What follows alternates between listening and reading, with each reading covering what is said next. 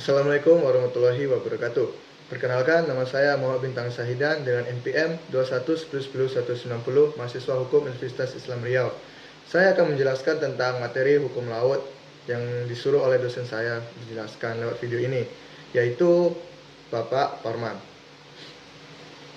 Materi yang saya jelaskan yaitu tentang hukum laut lepas. Nah, teman-teman sekalian, apakah kalian tahu apa itu hukum laut lepas? Nah, hukum laut lepas adalah kumpulan aturan hukum yang mengatur penggunaan, perlindungan, pemanfaatan, dan sebagian hukum yang diatur untuk sumber daya laut di luar yurisdiksi nasional. Nah, wilayah ini meliputi perairan yang terletak di luar zona ekonomi eksklusif atau ZEE dan laut teritorial suatu negara. Dalam materi ini, saya akan membahas tentang apa itu prinsip-prinsip dasar hukum laut lepas, kategori wilayah hukum laut lepas, organisasi yang mengatur hukum laut lepas, dan perjanjian yang berkaitan dengan hukum ini. Nah, teman-teman sekalian, hukum laut lepas ini terlepas dari wilayah-wilayah yurisdiksi nasional dan terlepas dari wilayah negara. Prinsip dasar hukum laut lepas antara lain yaitu yang pertama, kebebasan navigasi. Prinsip ini mengakui hak semua negara untuk melakukan navigasi bebas dan memiliki hak bebas untuk berlayar di laut lepas. Nah, negara-negara tidak dapat secara sepihak menghalangi kapal dari negara-negara lain untuk melintasi perairan-perairan internasional. Seperti contoh, negara dapat melintasi laut lepas tanpa ada halangan resmi atau izin yang harus dilakukan. Yang kedua, yaitu kebebasan berlayar. Nah, negara-negara dapat memiliki hak atau kebebasan berlayar di laut lepas tanpa adanya hambatan atau pembatasan yang tidak sah. Sehingga prinsip ini meliputi kebebasan berlayar, berlabuh, berkomunikasi, dan melakukan penelitian ilmiah di laut lepas. Seperti contoh, wilayah Malaysia bebas melakukan pelayaran di laut-laut Asia. Nah, yang ketiga yaitu kebebasan laut lepas. Prinsip ini mengakui hak semua negara untuk memanfaatkan sumber daya alam di laut lepas.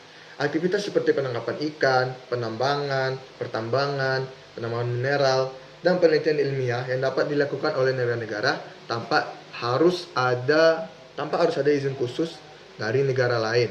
Seperti izin tertulis atau izin seperti izin khusus lah istilahnya. Selanjutnya yaitu konservasi sumber daya. Nah, negara-negara dapat diharapkan untuk melindungi, menjaga sumber daya laut, dan memanfaatkannya secara cukup sehingga sumber daya laut yang ada di laut tidak mengalami eksploitasi yang berlebihan.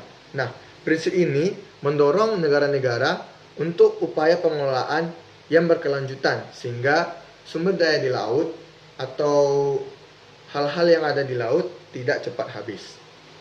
Nah, poin kedua yaitu kategori wilayah hukum laut lepas. Nah, di kategori wilayah hukum laut lepas ini terdapat berbagai poin. Yang pertama, yaitu laut teritorial. Laut teritorial merupakan perairan sejauh 12 mil laut dari garis pantai suatu negara. Nah, negara tersebut memiliki kedaulatan penuh atas laut teritorialnya, termasuk hak untuk mengatur navigasi dan pemanfaatan sumber daya alam di dalamnya, tetapi harus dibatasi, sehingga melalui eksploitasi yang berlebihan. Nah, selanjutnya yaitu zona ekonomi eksklusif atau ZEE.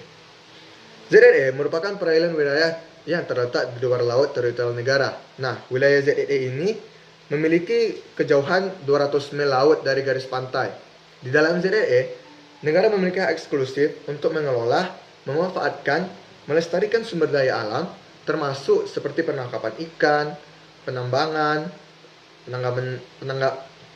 mineral, dan penelitian yang bersifat ilmiah yang ada di laut.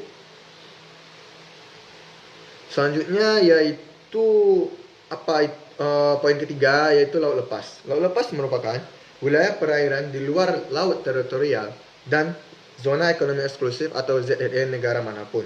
Sehingga laut lepas dapat disebut sebagai kawasan internasional yang diatur oleh prinsip hukum laut yang lepas yang telah disebutkan tadi.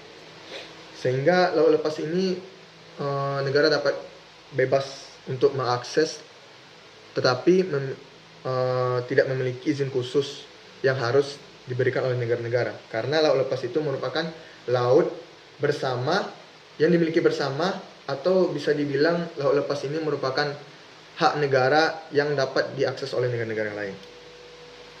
Selanjutnya yaitu organisasi yang mengatur hukum laut. Nah, teman-teman, terdapat beberapa organisasi perjanjian yang terkait dengan hukum laut.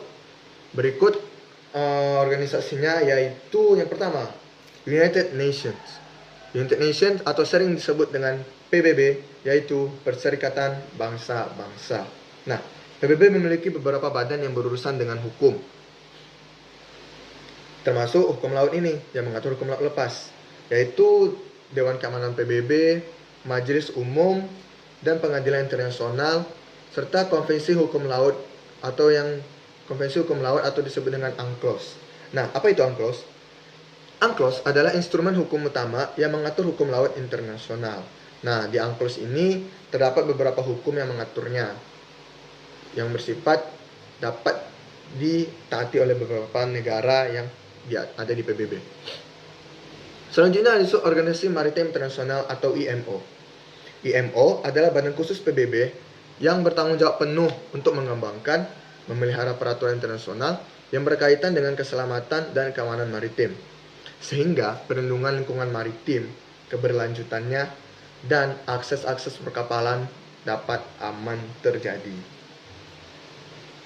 Selanjutnya yaitu Komisi Batas Laut PBB atau CLCS. CLCS adalah badan yang bertugas menguji, mengevaluasi, dan memberi batas-batas benua laut dan perpanjangan landas kontinen di bawah hukum UNCLOS. Nah, hukum UNCLOS ini memberikan rekomendasi tentang batas-batas ini kepada negara-negara untuk bersengketa atau memiliki batas yang harus ditentukan, sehingga pemanfaatannya dapat dibagi-bagi. Selanjutnya yaitu Hukum Internasional, Komisi Hukum Internasional atau ILC. ILC atau ILC adalah organ PBB, organ Perserikatan Bangsa-Bangsa yang bertanggung jawab untuk mengembangkan dan mempromosikan hukum internasional. ILC ini mereka telah memberikan kontribusi dalam pengembangan hukum laut, melalui penelitian dan penyusunan naskah-naskah hukum yang telah diberikan dan disahkan. Selanjutnya yaitu Organisasi Pemburuan Internasional atau ILO.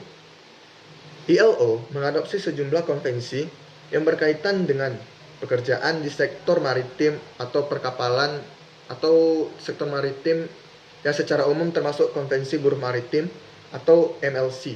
Nah, MLC yang menetapkan standar minimum untuk perlindungan para pekerja maritim, sehingga mereka itu dilindungi untuk hak-hak mereka di laut selama mereka bekerja. Itu para maritim yang melakukan kegiatan di laut. Selanjutnya yaitu Persatuan Telekomunikasi Internasional atau ITU. Nah, ITU ini bertanggung jawab untuk mengkoordinasikan penggunaan spektrum frekuensi radio dan orbit satelit untuk komunikasi maritim, serta memperbaiki sinyal-sinyal yang telah rusak atau jaringan-jaringan untuk berkomunikasi selama mereka di laut, karena laut itu luas, jadi komunikasi harus lancar agar aman. Selanjutnya yaitu Organisasi Pemberantasan Kejahatan Laut Internasional atau Interpol. Nah, Interpol ini membantu dalam akses penegakan hukum di bidang kejahatan maritim, termasuk pencurian kapal, penyelundupan narkotika, dan kegiatan ilegal lainnya seperti perampokan, kegiatan teroris, pengeboman laut, sehingga laut tidak dapat terjaga atau dalam keadaan bahaya. Sehingga Interpol itulah yang menguasai atau mengatur keamanan laut. Nah, selanjutnya yaitu Organisasi Kelautan Atmosfer di Amerika Serikat, yaitu NOAA. NOAA adalah lembaga yang bertanggung jawab atas pemantauan dan penelitian kelautan serta atmosfer di Amerika Serikat. Mereka ini memberikan nasihat ilmiah tentang isu-isu lingkungan laut, sehingga di PBB atau disebut dengan hukum UNCLOS yang telah dibentuk oleh organ PBB ini, Amerika Serikat mereka sering memberi saran untuk perkembangan laut yang ada di seluruh dunia. Serta Jadi, organisasi-organisasi seperti PBB, ILC, dan lainnya, Interpol, mereka memiliki peran penting dalam pengembangan perlindungan dan penegakan hukum laut internasional, serta mempromosikan keberlanjutan dan keamanan maritim di seluruh dunia. Sekian dari saya, itulah yang dapat saya sampaikan. Bila ada kekurangan, saya mohon maaf. Assalamualaikum warahmatullahi wabarakatuh.